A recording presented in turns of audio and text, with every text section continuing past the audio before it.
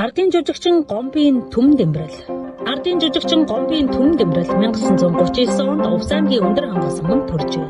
1956 оноос улсын ардын дуу хүчгийн чуулгад дуучнаар орж, ардын болон зохиолын дууг урлагж дуулдаг тэрээр 1964 онд гавьяах жүжигчин, 1980 онд Бүгд Монгол Ард улсын ардын их хурлын тэргүүлэгчдийн зарлагаар ардын жүжигчин цол болгосон байна. Ардын жүжигчин Гомбын Түмэн Дэмбэрэлийн дуусан Ахмадын уянга, Туулын урсгал, Цэнгэлийн хур, Цэнхэрлэн харагдан, Хөгт оргон дээл, Гандан уулын цэцэг зэрэг зохиолын хийгээд ардын 70 гаруй дуу 100-аас 100 дамжин Монгол түмний сонорыг нялаасаар байгаа билээ. Түүний Европсын авьяас дуулах эрдэмд цуцалтгүй суралцдаг хөдөлмөрч ухаалаг чанар нь дуулаачийн нарийн ур чадварыг гайхамшигтай эзэмших суурь болсон юм. Түмэн Дэмбэрэл ардын болон зохиолын 400 дуу эзэмснээс 200 орчим дууг тайз наадуулсан байдаг.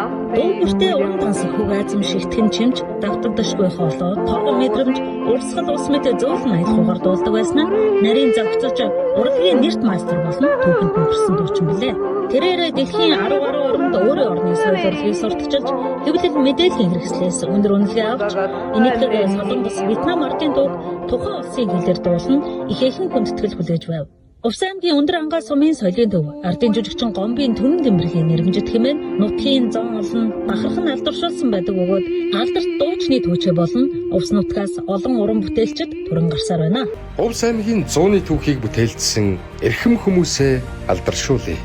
Санаачлагч Увс аймгийн засаг даргын тамгын газар. Увс аймгийн 100 жилийн хойд зориулан бүтээв.